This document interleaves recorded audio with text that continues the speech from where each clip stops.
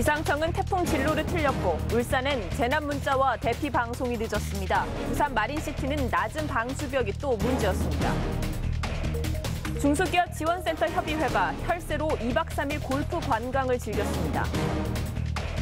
다림질 보조제 일부 제품도 조심해야 합니다. 가습기 살균제 성분은 스프레이와 방향제 금지 조치했습니다. 영창 다녀왔다는 김재동 씨 발언이 논란입니다. 군 신뢰 문제라며 국감 증인을 신청한 백승주 의원 출연합니다. 최순실, 차은택 증인 문제로 국감 파행됐습니다. 문화 황태자 차은택의 영향력 집중 진단합니다. 경제연구단체부터 여야 정치권까지 신뢰를 잃은 정경련의 해체를 압박하고 있습니다. 목요일 저녁 뉴스 쇼판 시작합니다.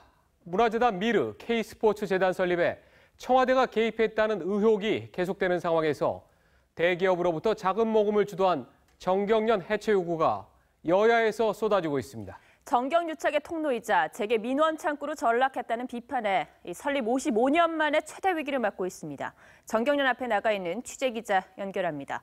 자, 이유경 기자, 해체 요구에 정경련은 어떤 입장입니까? 네, 퇴근 시간을 훌쩍 넘겼지만 이곳 정경련 사무실은 아직 불을 환하게 밝히고 있습니다.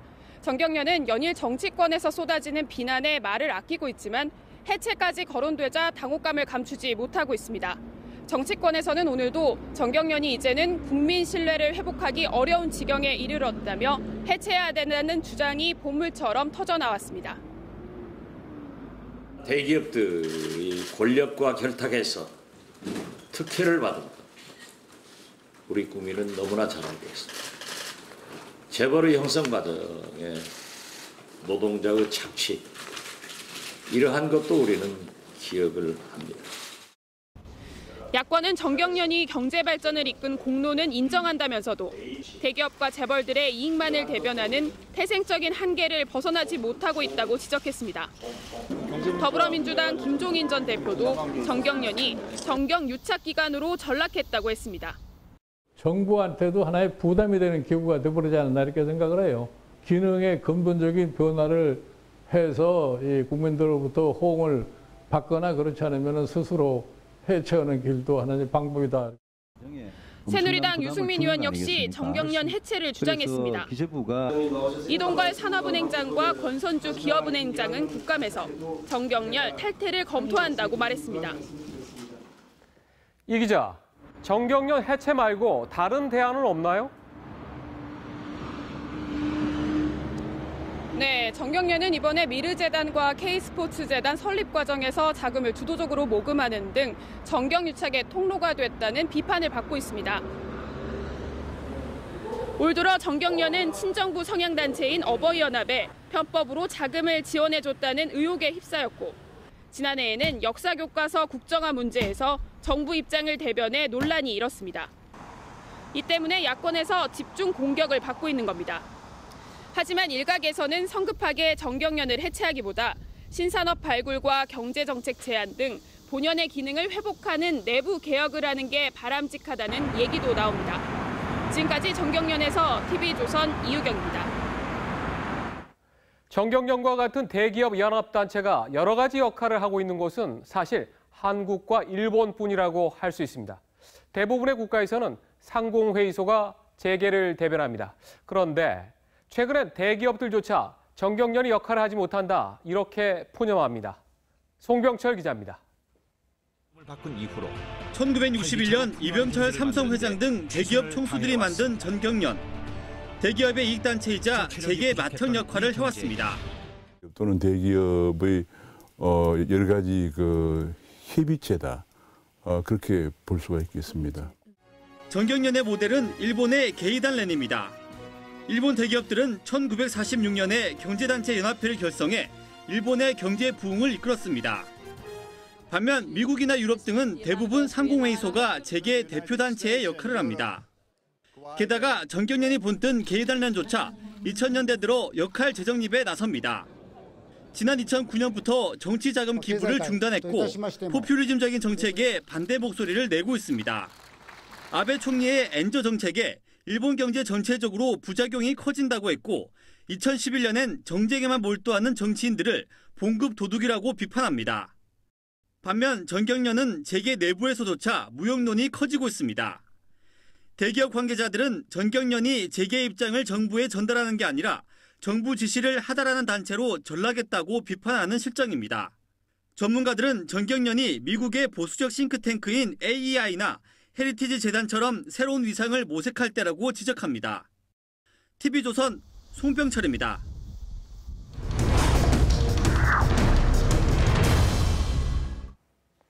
미르재단 특혜배우로 지목된 CF 감독 차은택 씨를 집중 해부합니다.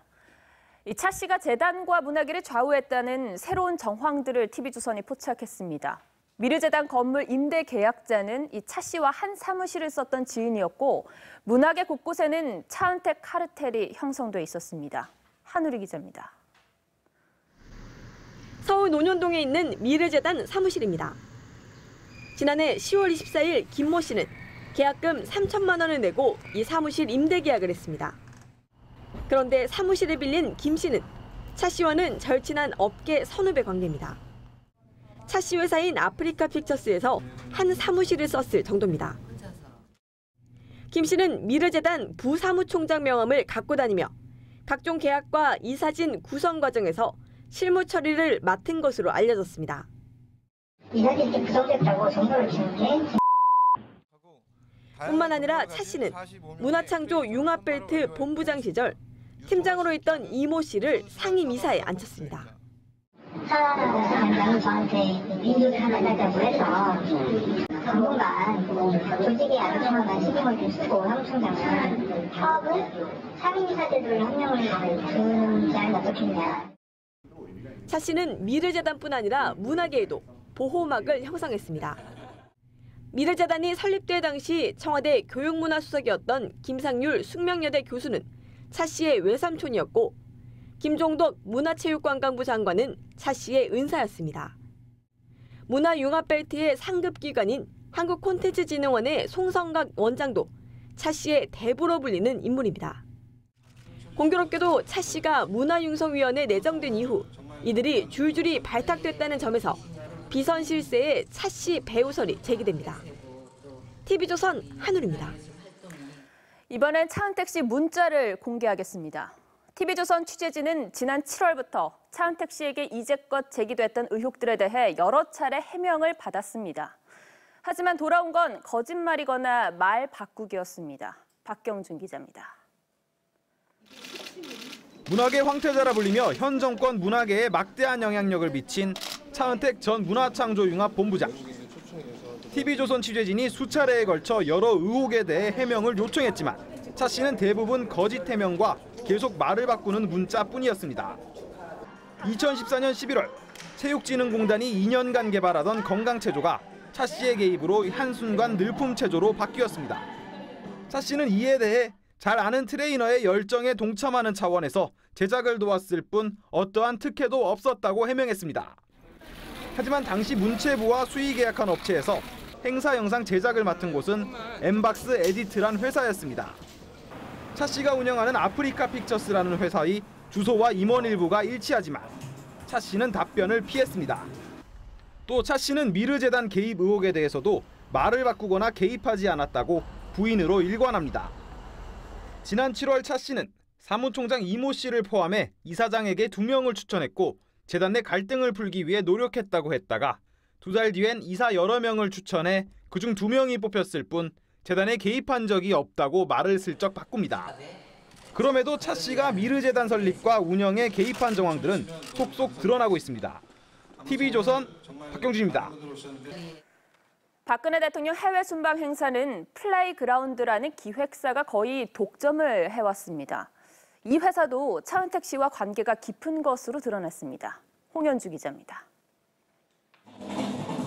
지난 5월 박근혜 대통령이 우간다를 방문했을 때 열린 비보이 공연입니다.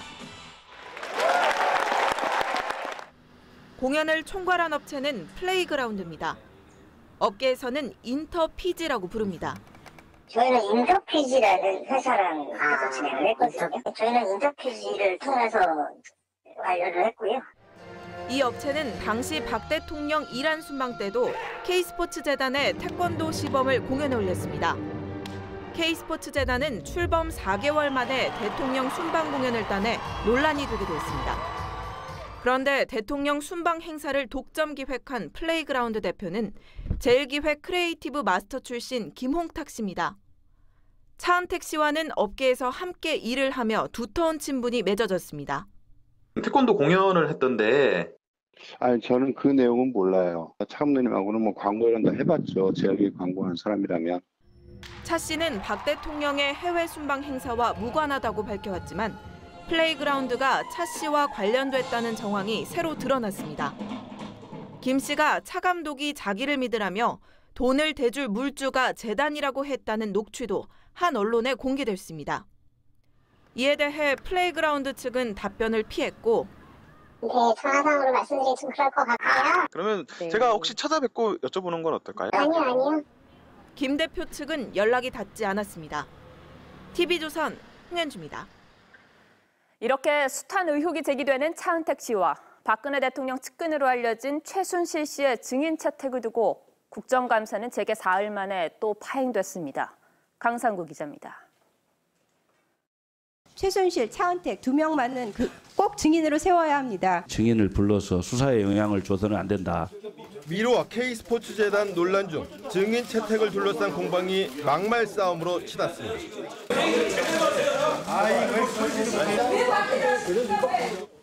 결국 교육문화위원회 국정감사는 중단됐습니다.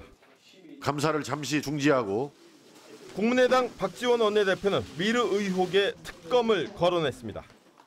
우리는 또 한 번 특검을 준비할 수밖에 없다.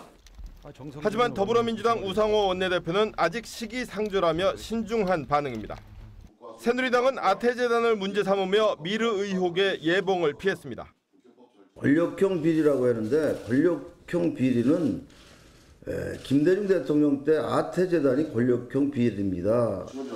아태재단 거론이 미르 의혹 물타기라는 비판이 나오는 가운데 국정감사가 미르 의혹에만 집중되면서 민생이 사라졌다는 비판도 서서히 고개를 듭니다. TV조선 강상구입니다. 정치색 짙은 발언을 해온 방송인 김제동 씨. 김 씨가 방위병으로 군복무할 때 사성 장군 부인을 아주머니로 불렀다가 13일간 영창에 갔다고 발언한 사실이 알려져 논란이 커지고 있습니다. 국방부는 김 씨가 영창에 간 기록이 없다고 밝혀 허위 사실을 언급했을 가능성이 제기되고 있습니다. 안형영 기자입니다. 1994년부터 96년 초까지 54단에서 문화선전대 방위병으로 복무했던 방송인 김제동 씨. 김 씨는 지난해 7월 한 방송 프로그램에서 장성들의 부부 동반 모인 사회를 보던 중에 생긴 경험담을 소개했습니다. 아주머니 여기 서세요 하셨던 분이 군사령관 별 4개짜리 사모님이었어요. 미친다 신상파괴 이렇게 됐어요. 그래서 제가 영창을 13일을 갔다 왔습니다. 어제 국방위 국감에서는 김 씨의 영창 발언을 놓고 진위 논란이 불거졌습니다.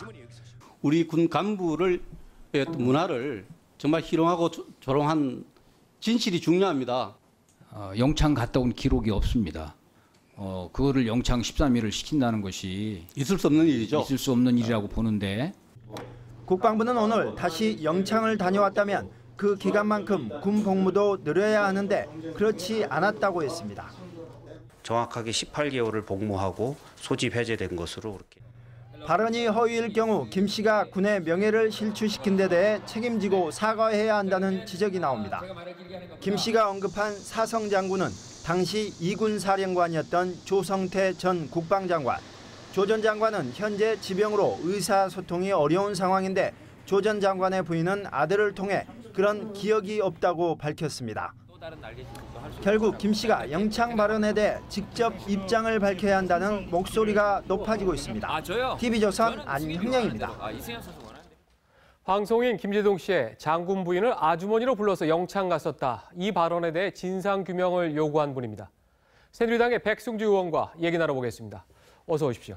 예, 안녕하십니까? 네, 오늘 하루 종일 이 방송인 김제동 씨의 발언이 사실 논란이 됐는데 일각에서는 아니 뭐 방송에 나와서 사람 좀 뭐 웃기려고 그랬나 보지. 그랬을 수도 있는데 이 발언을 그렇게 정색을 하고 또 문제 삼느냐 이렇게 얘기하는데 국정감사에서 이 문제를 제기하신 이유 어떤 겁니까? 예, 이 문제를 뭐 뜬금없이 갑자기 제기했다 이렇게 생각하시는 분들이 계신 것 같은데 그렇지 않습니다. 제가 지난해 10월 21일까지 국방차관으로 근무를 했습니다. 국방차관으로 있을 때 이 문제가 불거져서 진실을 규명할 필요가 있다. 왜냐하면 이 문제가 일반 국민들은 대수롭지 않게 생각할지 몰라도 군의 정신전력 또 군의 전투태세 유지를 위해서는 군에 대한 국민의 신뢰가 굉장히 중요하기 때문에 국민에 대한 신뢰에 심각한 영향을 줄 수 있고 또 방송인 김재동 씨에 대한 청소년들이 많이 보고 있기 때문에 청소년들이 우리 군에 대한 군의 간부에 대한 생각에 영향을 주기 때문에 저는 진실을 규명할 필요가 있다고 생각되고 끈질기게 진실을 규명하는 차원에서 제기했습니다. 네. 김재동 씨가 어떻게 보면 이제 하나의 문화 권력이기 때문에 장관이 한 발언보다 더 영향이 클 수가 있기 때문에 여기에 대해서는 규명할 필요가 있다. 지금 그런 얘기신 거죠? 그렇습니다. 이미 방송인 김재동 씨는 공인이라고 생각을 합니다. 단순히 예능인이 아니고 그 청소년들에게 많은 영향을 주고 있고 또 국민 전반에 영향을 주기 때문에 공인으로서 진실을 토대로 이 말씀을 하셔야 된다 이런 입장을 제가 갖고 있기 때문에 거기에 대해서는 진실 규명이 필요하다고 생각합니다. 근데 국방부가 밝힌 걸 보면 김재동 씨는 영창간 기록이 없다고 해서 지금 김재동 씨는 거짓말을 했을 가능성이 지금 큰 상황이다. 지금 이렇게 봐도 되는 겁니까? 그렇습니다. 그 학교에는 학적부 하듯이 군도 병적 기록부가 있어서 병적 기록부에 군에서 영창을 가거나 징계를 받으면은 기록이 됩니다. 이제 국방부 장관에게 제가 질문을 드렸더니 장관님이 그 영창간 기록이 없다고 명확히 밝혔고요. 그래도 제가 진상에 대한 문제이기 때문에 본인 입장을 안 들었을 때 장관님께 좀 더 진실을 확인해달라고 요청했습니다. 어제까지 장관님 말씀 들으면 영창간 기록이 없습니다. 안 갔다는 얘기죠. 그렇죠. 그러면은 이건 지금 당시 이군 사령관, 지금 김재동 씨가 대구에서 군복무를 해서 그 당시에 이군 사령관, 별 4개는 이군 사령관을 확인해 보니까 나중에 국방장관으로 한 조성태 장군인데 지금 이제 조성태 장군 같은 경우에는 상당히 좀 병환이 심각해서 병원에 지금 있는 상태고 그래서 가족들과 저희가 취재를 했을 때 부인은 이제 그런 기억이 없다라고 아들을 통해서 밝혔는데 그러면 이건 어떻습니까? 이거는 군에 대한 명예뿐만 아니라 조성태 장관에 대한 명예훼손 가능성도 있는 겁니까?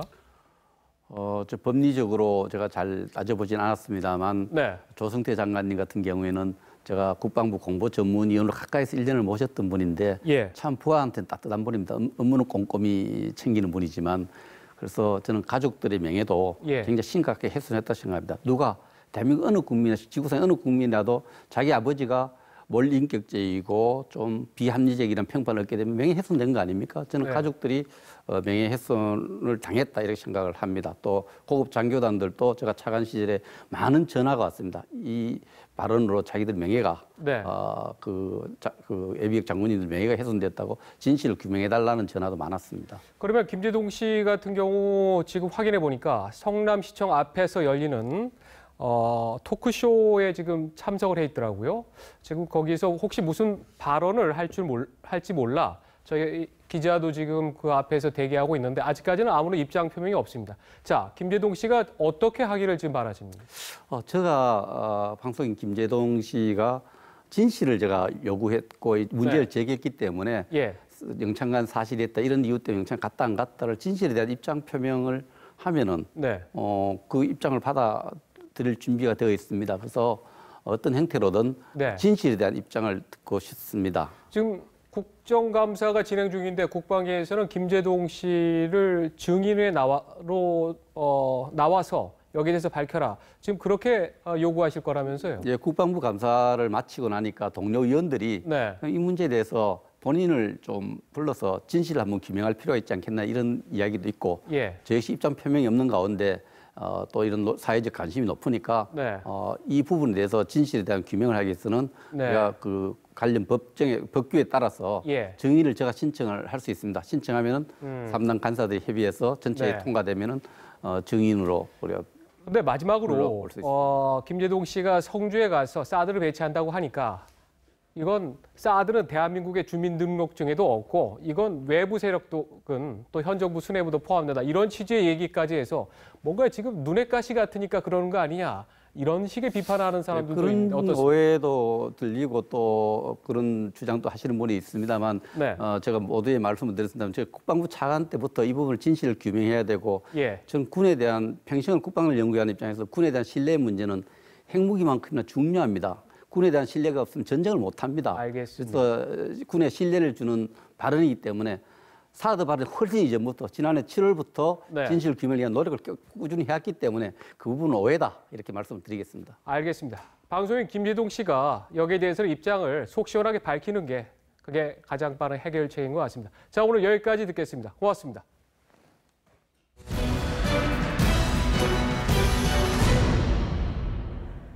시도별로 수십억 원의 나랏돈을 받아 운영하는 전국 중소기업 지원센터 협의회가 제주도로 2박 3일 워크숍을 다녀왔습니다. 그런데 회의는 고작 90분이고요. 골프와 관광만 내리즐겼습니다. 최지연 기자가 단독 보도합니다. 지난 8월 말 제주도에서 열린 전국 중소기업 지원센터 협의회 이사회 일정표입니다.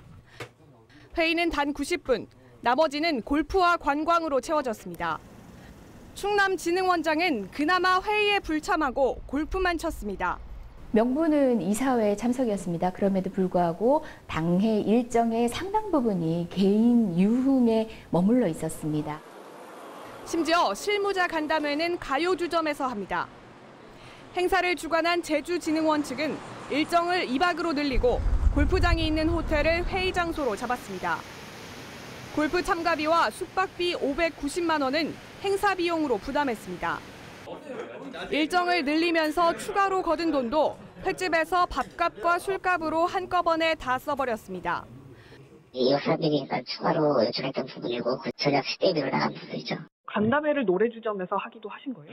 그 동네가 촌이다 보니까 그 횟집 옆에 있는 그 노래주점이 어떻게 보면 그래서 그 간단히 맥주 한잔 먹으면서 얘기 좀 하자. 문제가 불거지자 각 진흥원들은 참석 인원을 축소하고 경비 일부를 자비로 메꾸려 한 정황도 드러났습니다. 중소기업진흥원은 중소기업 육성을 명목으로 전국 14개 시도별로 수십억 원의 나랏돈을 받아 운영합니다. 문제가 된 전국 중소기업 지원센터 협의회는 시도진흥원에서 1,000만 원씩 각출해서 운영하는 단체입니다. TV조선 최지원입니다. 국민의당 박지원 비대위원장이 연일 대통령 퇴임 후 사저와 관련한 의혹을 제기하고 있습니다. 대통령 사저를 준비하는 게 문제가 아니라 국정원이 복덕방 역할을 하는 게 문제라고 지적했습니다. 김경화 기자입니다. 국민의당 박지원 비대위원장이 사저 구입 계획이 없다는 청와대 해명과 달리 박근혜 대통령의 퇴임 후 사저 예산이 역대 최대 규모로 배정돼 있다고 말했습니다. 역대 대통령보다 가장 많은 67억 6,700만 원을 사실상 예산을 확보하고 있는 겁니다. 그런데 아니라고 하는 겁니다. 사저 토지 구입비 명목으로 올해 49억 5천만 원이 이미 배정돼 있고 건물 건축비 명목으로 내년 정부 예산안에 18억 1,700만 원이 반영됐습니다. 박 위원장은 사저 준비가 아니라 국정원 개입이 문제라고 지적했습니다. 대북 업무에 전념해야 할 국정원에 왜 국정원의 부동산 업무, 복덕방 노릇을 하라고 하느냐. 기획재정부는 청와대가 사저 예산을 요구한 적은 없고 통상 수준으로 편성했다고 해명했습니다. 과거의 예를 보면 퇴임하시기 전에 개보수를 해야 된다든지 아니면 경호동을 해야 된다든지 이런 예산들을 반영한 예가 있는데 이번에 제 기억으로는 예산 요구가 없었던 걸로. 김현미 국회 예산결산위원장은 경호를 위해서 당연히 청와대와 국정원이 긴밀히 논의해야 하는 것이라며 좀 쿨하게 가면 좋겠다고 박지원 위원장을 비판했습니다. TV조선 김경화입니다. 박근혜 대통령이 경제 활성화를 위해 강력히 추진했던 기업 활력 제고 특별법, 이른바 원샷법의 혜택을 본 첫 번째 회사가 이 박 대통령의 사촌 형부 회사였던 사실이 드러났습니다. 절차를 어기고 기업을 인수했다는 특혜 의혹도 받고 있습니다. 정수영 기자입니다. 이 자리에서 국민의당 김관영 의원이 원샷법 1호 기업인 동양물산 기업이 특혜 지원을 받았다고 주장했습니다. 박 대통령의 사촌 언니가 동양물산 대표의 부인이라는 점이 특혜의 배경이라는 의혹도 제기됐습니다. 원샷법을 통해서 이루어진 동양물산의 국제종합기계 인수권은 여러 가지로 헐값매각, 특혜 대출의 의혹이 있습니다. 원샷법의 적용을 받으려면 금융지원을 신청서에 명시해야 하지만 동양물산은 쓰지 않았고 대신 산업은행에 대출을 신청해 160억 원을 우대금리로 대출받아 국제종합기계를 인수했습니다. 산업은행은 국제종합기계에 639억 원의 채권을 갖고 있었지만 매각하며 회수한 돈은 165억 원에 불과합니다. 헐값으로 매각하며 절차까지 무시했던 특혜인 셈입니다. 산업자원부는 원샷법 이전부터 인수계획이 있었다며 특혜를 부인했습니다. 사업재편 승인 신청 이전에 그 사업재편의 주요 사항에 대해서 이해 당사자 간의 합의가 이미 이루어졌고 그리고 나서 이제 개발법이 시행되니까 해당. 박 대통령은 대표적인 경제활성화법이라며 틈날 때마다 원샷법 통과를 호소했습니다. 기업활력 제고 특별법은 기업에게는 질병을 예방할 수 있게 하고 가뜩이나 기대만큼 효과가 없다며 기업들이 원샷법 적용 신청을 주저하는 가운데 특혜 시비까지 불거지면서 기업 자율 구조조정을 추진하겠다는 정부 정책에도 빨간불이 켜졌습니다. TV조선 정수양입니다. 대선을 1년여 앞두고 어김없이 대학 교수들이 정치권으로 몰려들고 있습니다. 이번엔 여야의 대선 후보들이 이전보다 많아 이른바 정치교수 폴리페서 규모가 역대 최대가 될 듯합니다. 신정훈 기자입니다. 여야 대선 주자들의 싱크탱크가 잇따라 발족하면서 참여하는 교수와 전문가, 이른바 폴리페서들이 크게 늘어나고 있습니다. 오늘 발족한 더불어민주당 문재인 전 대표의 싱크탱크에는 500명의 교수와 정책 전문가 등이 참여할 것으로 알려졌습니다. 안철수 전 대표는 지난달 정책 네트워크 내일 2기를 출범시켰는데 200명 안팎의 인사가 참여한 것으로 알려졌습니다. 지난 대선 때 박근혜 대통령의 싱크탱크였던 국가미래연구원의 발기인이 78명이었던 것과는 비교가 되지 않습니다. 반기문 유엔 사무총장과 관련된 팬클럽과 싱크탱크도 추진되는 것으로 알려졌습니다. 김무성 전 대표의 싱크탱크 격인 공정사회연대에는 학계 전문가 200여 명이 참여한 것으로 전해집니다. 남경필 경기지사와 오세훈 전 서울시장 등도 전문가 영입에 공을 들이고 있습니다.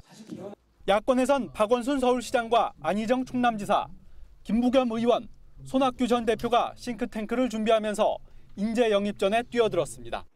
그러나 이 같은 조기 과열 양상에 대선 주자들이 벌써부터 교수들을 줄 세우고 있다는 비판이 나옵니다. 한 야권 관계자는 주요 주자들의 싱크탱크는 규모로 보면 사실상 선거 조직이라며 과도하게 세대결로 가고 있다고 지적했습니다. 내년 대선에 뛰어들 폴리페서 규모가 1000명을 넘을 것이란 관측도 나옵니다. 교수들이 정책 개발에 참여하는 건 일부 필요하지만 정치적 이익에 매몰되거나 새몰이에 동원되는 건 곤란하다는 지적입니다. 대선 주자의 새몰이에 동원돼서 뭘 기대하고 뭐 이렇다고 그러면 그 국민들 평가가 그렇게 좋을 것 같지는 않고요. TV조선 신정훈입니다. 더불어민주당의 유력 대선 주자인 문재인 전 대표. 문 전 대표의 대선 싱크탱크가 오늘 공식 출범했습니다. 이름은 정책공간 국민성장인데 대선 출마 선언식을 연상시켰습니다. 문 전 대표는 정권 교체를 넘어 경제 교체를 이뤄야 한다고 말했습니다. 박소영 기자입니다. 우리 경제를 살려낼 자신이 있습니다. 더불어민주당 문재인 전 대표가 정의로운 성장, 국민이 돈 버는 성장을 기치로 내걸고 대선 싱크탱크 정책공간 국민성장을 발족했습니다. 문 전 대표가 연설하는 40분 동안 지지자들은 환호를 멈추지 않았습니다. 사실상의 대선 출정식에서 문 전 대표는 분배와 성장을 함께 내세워 중도 확장을 겨냥했습니다. 성장의 열매가 국민 개개인에게 돌아가는 국민 성장의 시대를 열어야 합니다. 대개조, 대청소를 연발하며 이명박, 박근혜 정부를 비판했습니다. 특히 반칙과 특권과 부패에 대해서 과거 어느 때와도 비교되지 않는 대청소를 꼭 해야 한다고 생각합니다. 조윤재 한환상 교수, 박승 전 한국은행 총재 등 1차 발기인으로 참여한 교수만 500여 명으로 올해 안에 1000명을 넘어설 것이라고 문 전 대표 측은 예고했습니다. 그와 함께 우리 국민과 나라가 처한 어려운 현실을 열심히 공부하고 새로운 길을 열어나가는 방도를 제시하겠습니다. 김종인 전 대표가 경제민주화를 잘못 이해했다며 싱크탱크 출범을 비판하자 문 전 대표는 생각이 다를 수 있다고 웃어넘겼습니다. TV조선 박소영입니다. 지금 이 시각 김영란 전 국민권익위원장이 김영란법으로 불리는 부정청탁 및 금품수수금지법 강연회를 열고 있습니다. 김영란법의 시행 뒤에 첫 외부 활동이라서 주목받는데요. 현장에 취재기자 나가 있습니다. 조덕현 기자, 김 전 위원장이 어떤 얘기를 했습니까? 네, 김영란법 제안자인 김영란 전 국민권익위원장이 출판 기념회 겸 강연을 시작한 지 이제 1시간이 좀 지났습니다. 첫 법 시행 이후 첫 외부 활동인데요. 180명이 참석한 이번 강연에는 500명이 응모할 정도로 관심이 매우 뜨겁습니다.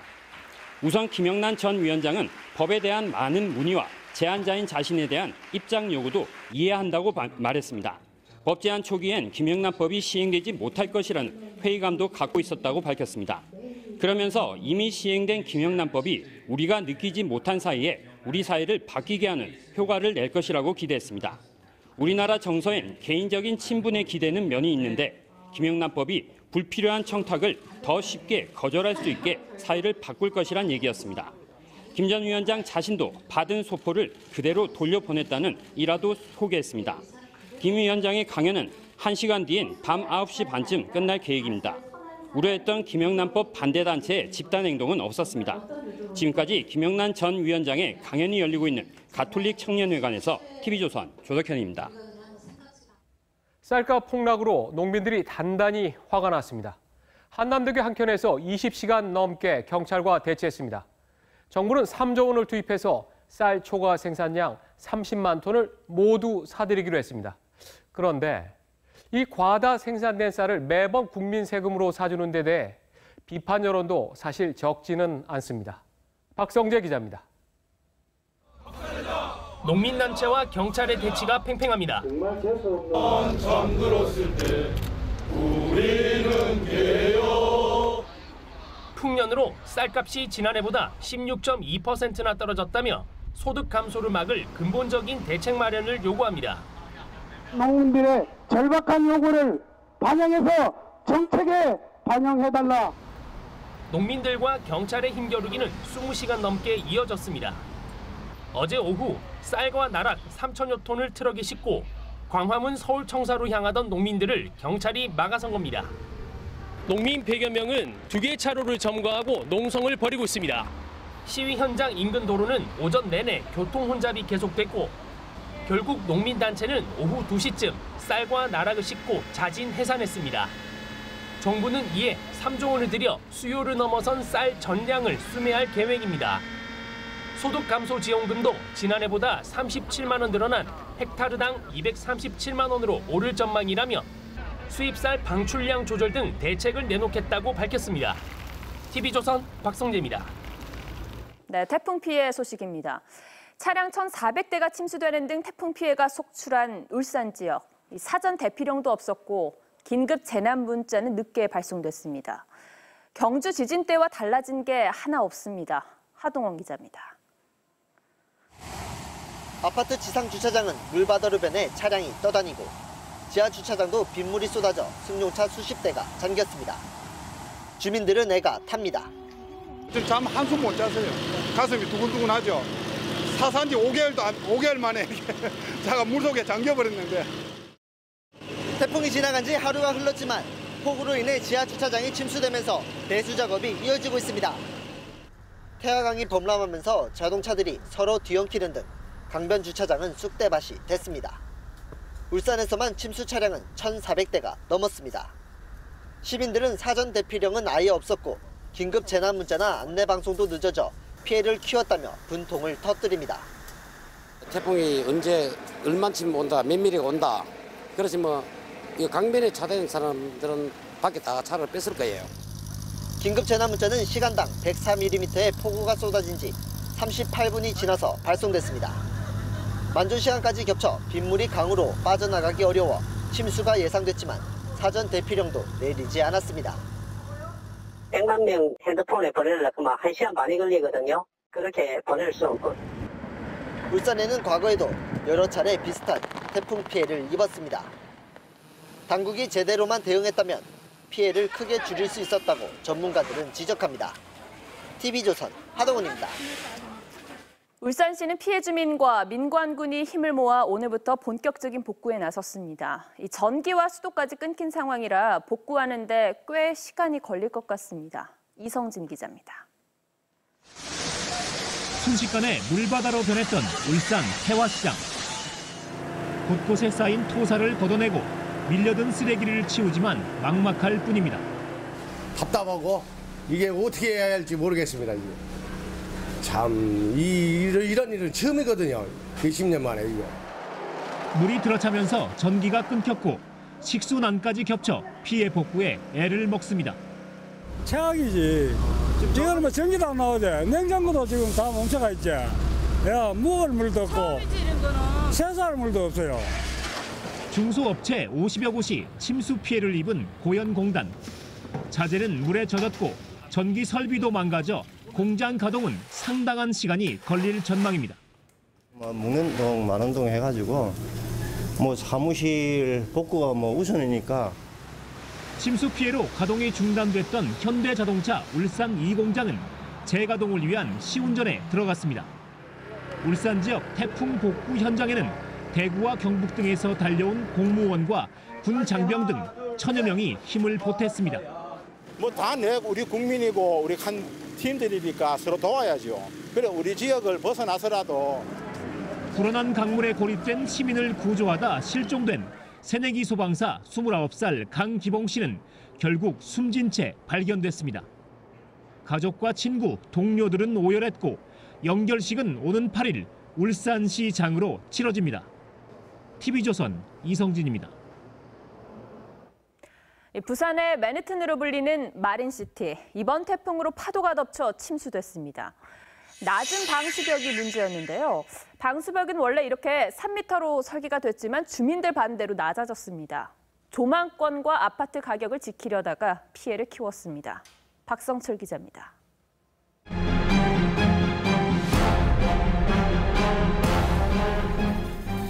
지난 2000년부터 해운대에 들어선 마린시티. 태풍의 속수무책입니다. 마린시티는 바다와 맞닿은 돌출된 지형에 자리 잡아 태풍이 올 때마다 크고 작은 피해를 입어왔습니다. 지난 2002년 태풍 루사를 시작으로 태풍이 올 때마다 침수 피해를 입었습니다. 방파제 위에 세운 방수벽의 높이가 1.2m에 불과해 최고 10m에 가까운 해일성 파도에는 무용지물이기 때문입니다. 조망권 침해와 집값 하락을 우려한 아파트 주민들의 반대로 당초 3m였던 방수벽의 높이가 줄어든 겁니다. 1년에 한 번 녹화 났다가 태풍 때문에 집값도 떨어지고 조망권도 떨어지고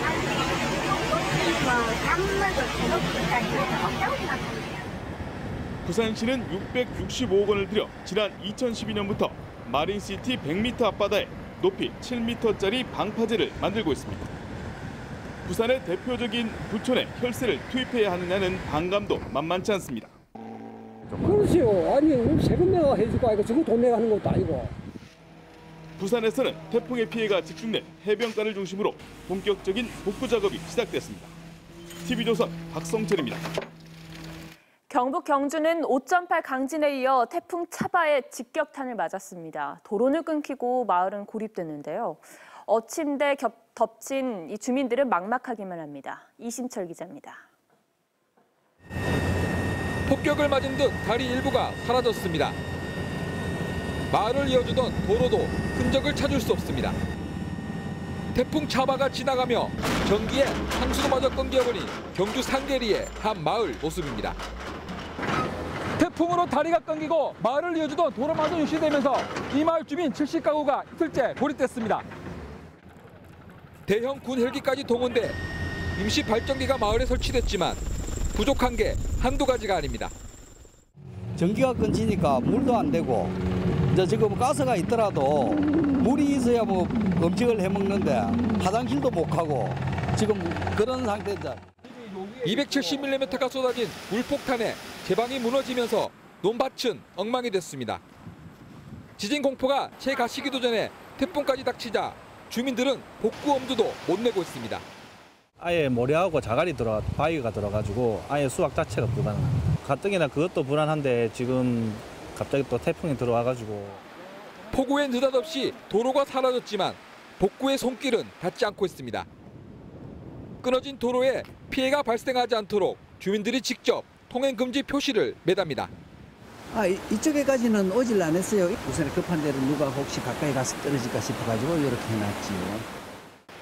지진에 이어 태풍까지 경주의 복구는 더욱 멀어졌습니다. TV조선 이심철입니다. 올여름에 우리는 더위뿐만 아니라 기상청의 잦은 오보 때문에 많은 스트레스를 받았습니다. 그런데도 기상청은 변한 게 없습니다.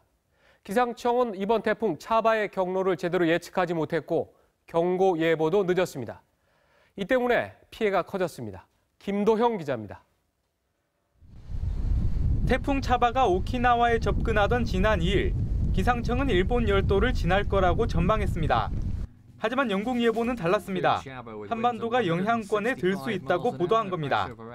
Pass very close to Jeju, the island of South Korea, and then pass probably between South Korea and Japan. 태풍이 다가오자 기상청은 바빠졌습니다. 3일엔 제주도 남단을 지나 동해로 빠져나간다고 하더니 다음 날인 4일 정오에야 부산 경남은 물론 대구 경북도 영향권이라고 경로를 수정한 겁니다. 특히 부산 울산 지역엔 어제 새벽 4시에야 태풍주의보가 내려져 주민들은 잠결에 당할 수밖에 없었습니다. 기상청이 오보청이 될 것 같으면 국민들은 누구를 믿어야 되는 겁니까?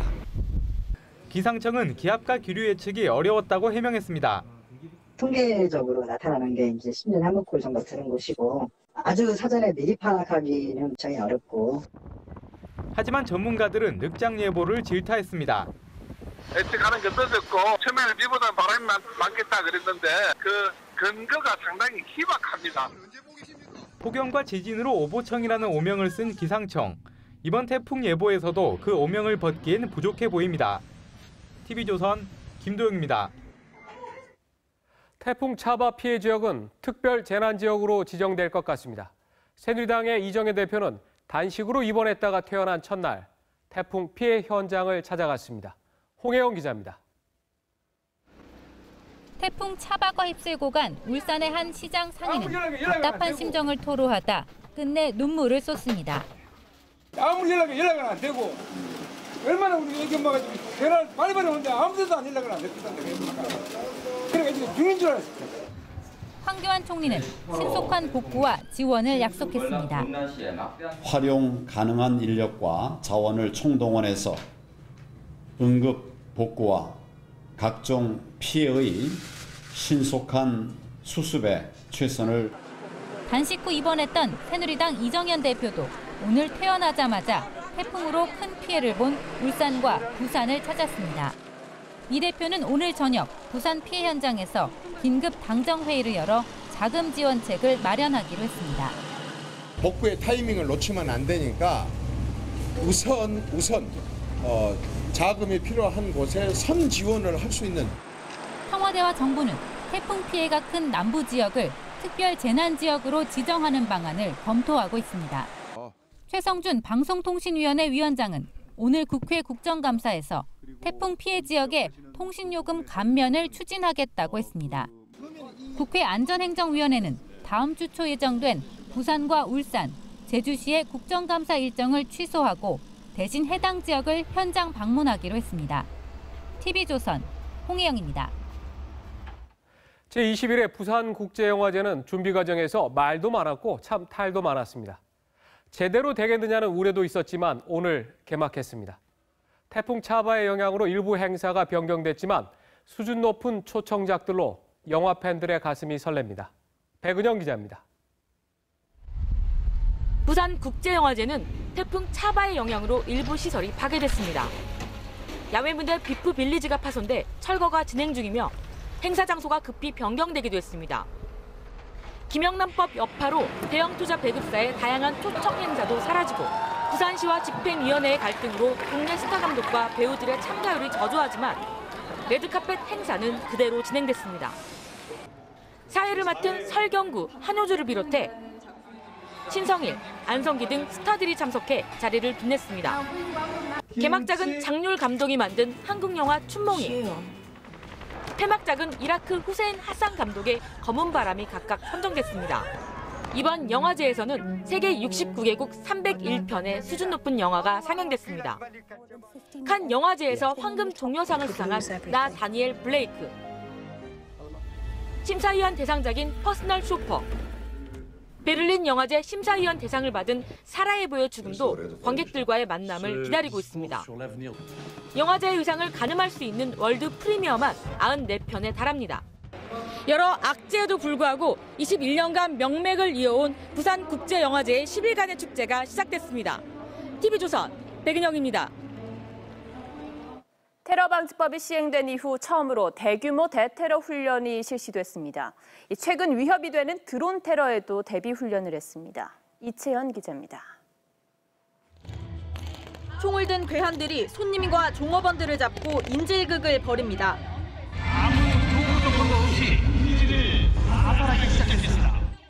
육군과 경찰 특공대가 식당으로 진입합니다.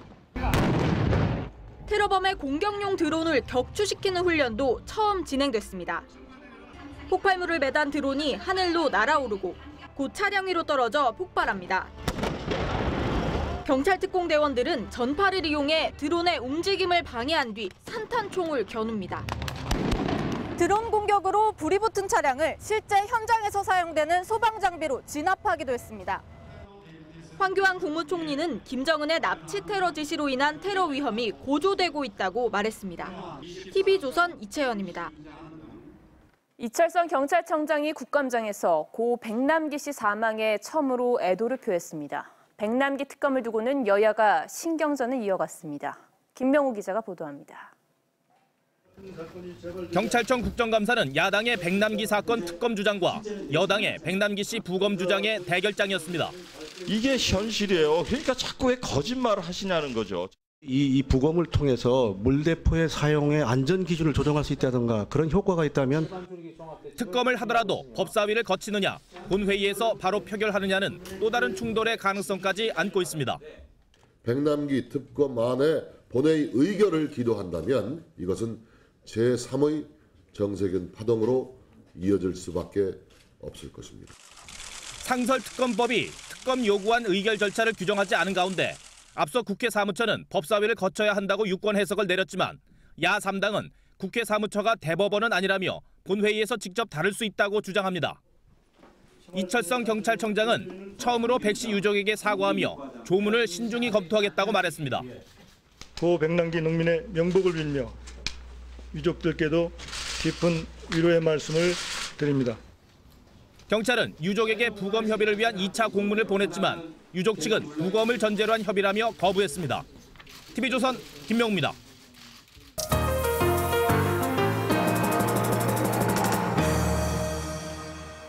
네, 지난달 26일 한미연합훈련 도중 해상작전 링스 헬기가 추락해서 3명의 장병이 순직했습니다.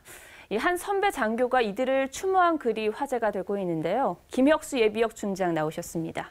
안녕하십니까? 예, 안녕하십니까? 자, 후배들의 빈소를 직접 다녀오셨고 그 후에 이제 SNS에 글을 올리셨는데 보니까 돌아오는 길에 눈물이 났다라고 표현을 했더라고요. 그 눈물의 의미는 뭐였습니까?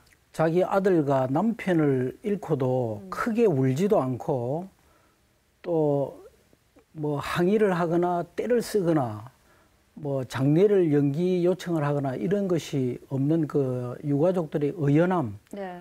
또 이렇게 나라를 지키다 순직을 했는데 국민들의 무관심 이런 것을 보면서 운전을 해오면서 그 정말 계속 눈물이 났습니다. 방금 유가족들 이야기를 하셨는데 유가족들의 모습에 대해서도 굉장히 상세하게 SNS에 글을 쓰셨더라고요. 어떤 느낌을 받으셨기 때문에 그런 글을 쓰셨습니까? 그 한 조종사의 그 부친은 그 목사님인데 예. 내 아들은 나라를 지키다 순교를 했다. 그리고 1030m에서 내 아들을 찾아준 해군이 정말 고맙고 감사하다. 그래서 나라를 지키다 숨겨온 내 아들이 자랑스럽다고 이렇게 이제 이야기를 했고 예. 또 한 조종사는 그 부인이 이제 4살 되는 아기가 있고 또 뱃속에 또 아기가 있다고 했습니다.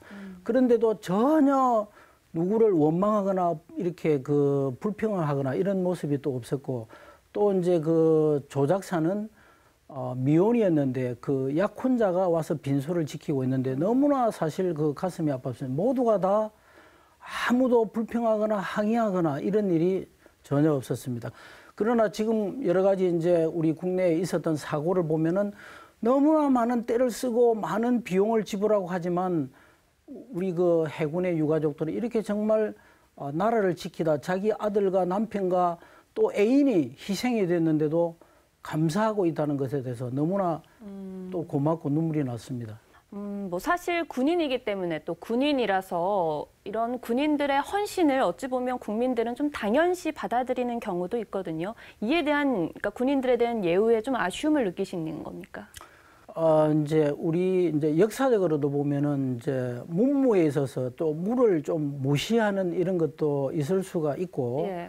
또 우리 과거 정치사에 또 군인의 역할 뭐 이런 것 때문에 불필요한 그 반감을 가지고 있을 수도 있다고 생각합니다. 그러나 미국 같은 데 보면은 유니폼을 입은 소위 군인, 경찰, 소방관에 대해서는 절대적으로 존경과 사랑을 보내고 있습니다. 왜냐하면 나라를 지켜주고 자신의 생명과 재산을 지켜주기 때문입니다. 그래서 우리나라도 이렇게 군인과 경찰과 소방관에 대한 존경과 사랑이 꼭 있어야 된다고 생각합니다. 국민들이 이 나라를 위해 목숨을 바치는 장병들에게 조금 더 사랑을 보고 또 관심을 주는 그런 시대가 왔으면 좋겠습니다. 오늘 나오셔서 고맙습니다. 예, 감사합니다. 이거 이래도 되는지 모르겠습니다. 다국적 해치펀드 엘리엇이 삼성전자에 30조 원의 천문학적인 현금 배당을 요구했습니다. 삼성전자의 지주회사 분할도 요청했습니다. 지난해에 이어 다시 시작된 해치펀드 엘리엇의 2차 공격. 유아름 기자입니다. 행동주의 헤지펀드 엘리엇이 다시 행동에 나섰습니다. 엘리엇의 요구는 크게 두 가지입니다. 삼성전자를 사업과 지주회사로 분사한 뒤 지주사를 다시 삼성물산과 합병하고 77조 원의 현금 가운데 30조 원을 특별 배당해달라는 겁니다. 이 소식이 알려진 뒤 삼성전자 주가는 장중한 때 사상 최고치를 찍으며 169만 1,000원 상승세로 마감했습니다. 이재용 삼성전자 부회장에게는 지배구조 개편의 명분을 만들어준 셈입니다. 삼성전자는 엘리엇의 제안을 신중하게 검토하겠다는 입장입니다. 하지만 30조 원의 현금 배당과 최소 3명의 사회이사 추가는 상당한 부담입니다. 엘리엇은 내년 3월 삼성전자 정기주총에서 외국인 주주들을 규합해 강력하게 실력을 행사할 전망입니다. 작년에 엘리엇 그 사태로 인해 가지고 여러 가지 주주 환원 정책들을 많이 펼치는 중에 하나가 이제 배당 성량을 좀 확대하는 규모의 뭐 다소 이제 과다 이런 문제는 평가를 해볼. 전문가들은 엘리엇 측이 현금 배당을 요구하며 주가를 올린 뒤 보유 지분을 팔아 수익을 챙기며 철수할 수 있다고 지적합니다. TV조선 유아름입니다. 베일에 가려진 롯데그룹의 지분 구도가 검찰 조사 과정에서 드러났습니다. 예상과 달리 지주회사 일본 롯데홀딩스의 최대 주주는 신격호 회장과 사실혼 관계인 서미경 씨 모녀였습니다. 김지아 기자입니다. 신격호 롯데 총괄 회장의 세 번째 부인 서미경 씨. 서 씨는 미스 롯데 출신으로 신 총괄 회장의 총애를 받아왔습니다. 서 씨 모녀는 총수 일가 가운데 롯데그룹 지주회사의 지분이 가장 많습니다. 서 씨와 딸 신유미 씨 모녀는 일본 롯데홀딩스 지분 6.8%를 보유한 것으로 확인됐습니다. 평가액만 7천억 원이나 됩니다. 서 씨 모녀 다음으로는 신영자 이사장이 3%, 신동주 전 부회장과 신동빈 회장이 각각 1.6%, 1.4%를 보유하고 있습니다. 롯데 경영권 분쟁에서 서 씨가 캐스팅 보트를 쥘 수도 있습니다. 서 씨 모녀는 이 지분을 팔라는 신동주 전 부회장의 제안을 거부하고 신동빈 회장과 거래를 추진한 것으로 알려졌습니다. 형제의 난 와중에 신동빈 회장 편의 선셈입니다. 오너일가 지분의 과반수를 서미경 씨가 가지고 있다면 향후 롯데그룹의 경영권 분쟁과 관련하여 중요한 캐스팅부터의 역할을 할 수 있을 거라고 봅니다. 하지만 롯데 측은 서 씨 지분이 경영권에 영향을 미치지 않는다는 입장입니다. 서 씨는 현재 일본에 체류하며 검찰 소환에 불응하고 있습니다. TV조선 김지아입니다. 안전한 게 하나도 없습니다. 가정에서 흔히 쓰는 다림질 보조제에도 가습기 살균제에 함유된 위험 성분이 나와 위해 우려 제품으로 추가 지정됐습니다. 유혜림 기자입니다. 옷 다릴 때 쓰는 다림질 보조제. 주름을 쉽게 펼 수 있어 흔히 사용하는데 정작 성분엔 무관심했습니다. 하도 길어가지고요. 이게 뭐 다 읽을 수도 없고 이거 뭐.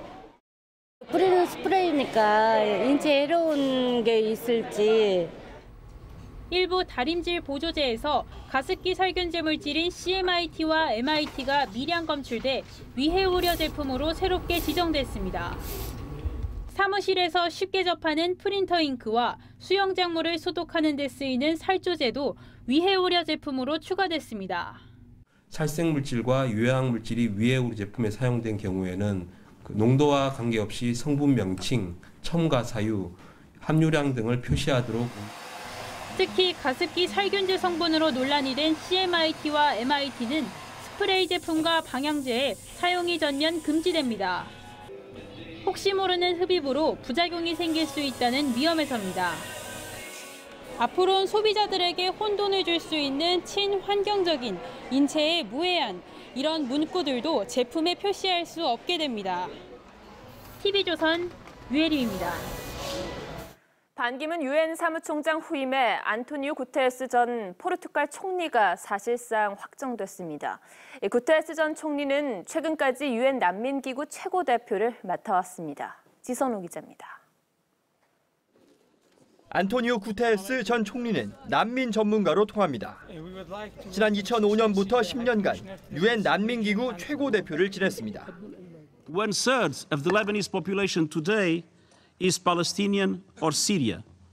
Jordan is facing a similar challenge. 2007년 취임한 반기문 사무총장과 유럽 난민 지원 문제 해결을 위해 협력했던 인연도 있습니다. 2013년 방한 때는 탈북자 강제 송환을 막아야 한다고 말하며 탈북자에 대한 각별한 관심을 보이기도 했습니다. 구테레스는 1949년생으로 국회의원과 사회당 대표를 거쳐 1995년부터 7년간 포르투갈 총리를 지냈습니다. 안보리 5개 상임 이사국과 10개 비상임 이사국은 지난 7월부터 6차례 비공개 투표를 진행했습니다. 13개국 찬성, 2개국 기권으로 구테레스가 단일 후보로 선출됐습니다. 후보자 13명 가운데 비토권을 가진 5개 상임 이사국의 반대가 없는 유일한 후보였습니다. Our sixth straw poll we have a clear favorite, and his name is Antonio Guterres. 구테레스는 형식적인 과정인 유엔 총회 표결을 거쳐 내년 1월 5년 임기에 사무총장에 임명됩니다. TV조선 지선호입니다. 지구 반대편 북중미 지역은 허리케인이 강타해 수십여 명이 숨졌습니다. 허리케인이 곧 상륙할 미국 동남부는 초비상입니다. 김혜민 기자입니다. 한 남성이 할머니를 등에 업고 밧줄에 의지한 채 거센 물살을 헤치며 걸어갑니다. 학교는 책상과 의자만 덩그러니 남았고 주택과 병원 등이 모두 물에 잠기며 도시 기능이 마비됐습니다.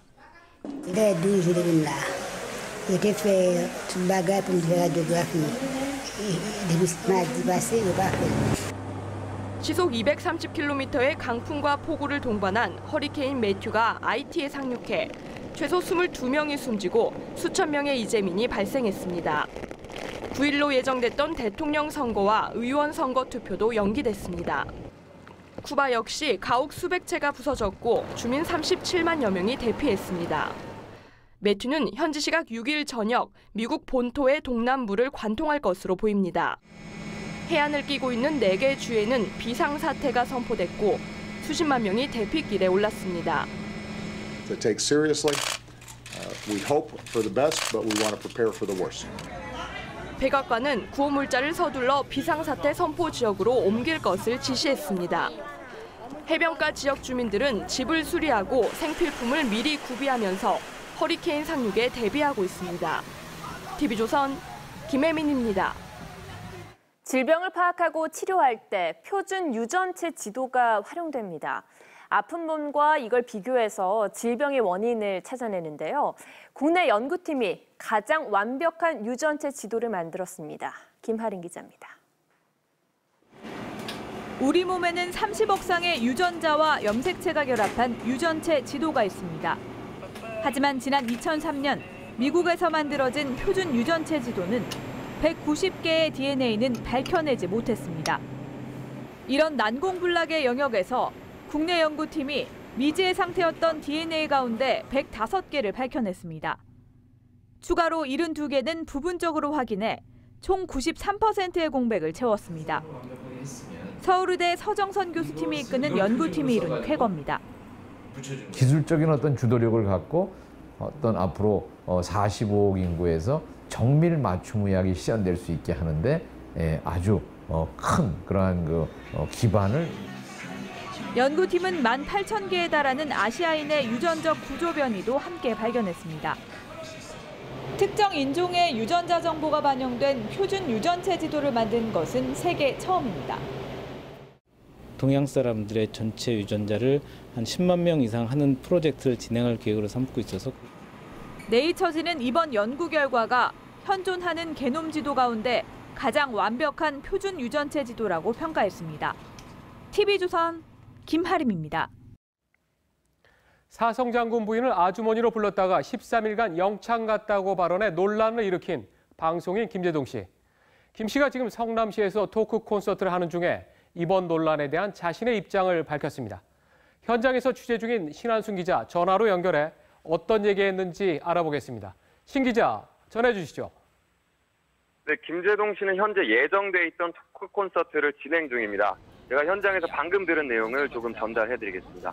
김 씨는 나 같은 연예인이 공인이 아니다. 국민의 세금을 받고 일하는 공공의 일을 하는 사람이 공인이다. 공인이라면 국감에서 내 이야기를 할 것이 아니라 국가 이야기를 해야 할 것 아니냐며 말문을 열었습니다.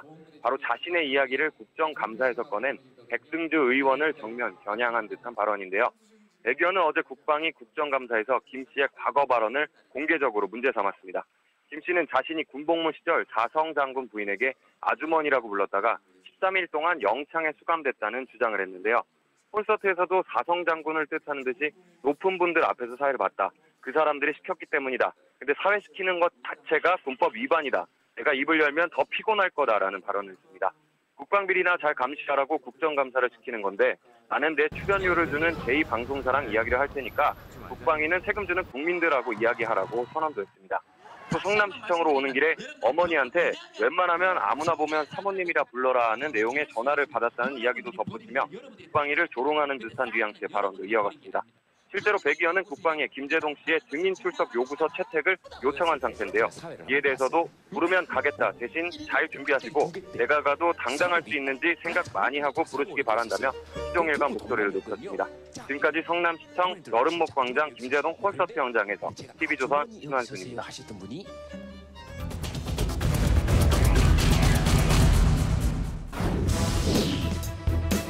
멱선을 잡은 행위는 잘못된 것이죠.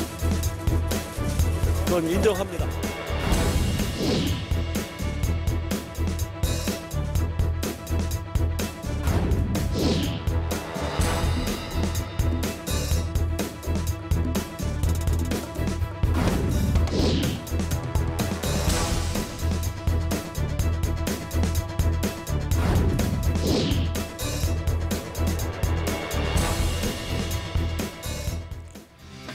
네, 프로야구 포스트 시즌 진출을 확정한 LG와 기아가 막판까지 4위 경쟁을 펼치고 있습니다. 경기 상황 알아보겠습니다. 자, 박상준 기자 전해주시죠. 네, 4위 LG와 5위 기아 모두 오늘 승리가 절실한데요. LG가 기아의 반경기 차로 앞서 있는데 한 경기라도 지면 언제든지 순위가 뒤바뀔 수 있습니다. LG를 뒤쫓는 기아는 두 경기를 모두 이겨야 되는데 삼성에 먼저 빅이닝을 내줬습니다. 2회 1사 1, 2루에서 김상수에게 선제적 식타를 맞은 데 이어 이응년에게 석점 홈런을 내주며 끌려갔습니다. 2회 말 공격에서 이범우의 솔로포가 터졌지만 7회 현재 1대4로 지고 있습니다. LG는 외국인 투수 소사를 내고도 3회 전준우에게 1타점 적시타를 맞았습니다. 하지만 5회 2사 1-3루에서 박용택과 히메네즈, 오지환의 3타자 연속 적시타로 승부를 뒤집었습니다. 6회 현재 3대1로 앞서가고 있습니다. LG가 이기고 기아가 패한다면 LG는 최종전에 관계없이 4위를 확정합니다. 4위와 5위의 차이는 큽니다. 나란히 와일드카드 결정전에 나서지만 4위 팀은 홈에서 먼저 1승을 안고 시작해 한 경기만 이기거나 비기기만 해도 준 플레이오프에 진출합니다. LG와 기아 모두 오늘 경기에 4화를 건 이유입니다. 지금까지 TV조선 박상준입니다. 김현수의 메이저리그 첫 해가 막을 내렸습니다. 홈팬들의 야유로 시즌을 시작했지만 결국 포스트 시즌 선발 명단에 당당히 이름을 올렸는데요. 다사다난했던 김현수의 첫 시즌을 이다솜 기자가 보도합니다. 우리 돈 82억 원의 메이저리그 볼티모어에 입단한 김현수. 기대와 달리 김현수의 빅리그 적응은 험난 그 자체였습니다. 시범 경기 김현수의 타율은 1할 7푼 8리. 벅슈얼터 감독은 마이너리그에서 적응 시간을 가져야 한다고 압박했지만 김현수는 거부권 행사로 맞섰습니다. 급기야 개막전 행사에선 홈팬들마저 야유를 퍼부었습니다. 벤치에 앉아있는 시간이 많았지만 김현수는 주어진 기회를 놓치지 않았습니다. 4월 6경기에서 9개의 안타를 때린 김현수는 매달 출전 경기를 늘려가며 존재감을 과시하기 시작했습니다. 나가기 전에 준비를 미리 하는 게 가장 큰 도움이 되는 것 같아요. 특히 지난 9월 토론토와의 원정 경기에서 쏘아올린 결승 홈런은 팀을 가을 야구로 이끈 짜릿한 한 방이었습니다. 말로 표현할 수 없을 정도로 신나고 흥분되고 있고 정말 좋은 것 같아요. 결국 포스트 시즌 선발 명단에도 당당히 이름을 올렸습니다. 3할이 넘는 타율을 기록하며 메이저리그 첫 시즌을 마친 김현수. 물론 좌투수 상대로 안타가 없었던 점 등 숙제도 남겼습니다. 메이저리그 진출 첫 해 합격점을 받은 김현수. 내년 시즌 성적표가 더욱 기대됩니다. TV조선 이다솜입니다.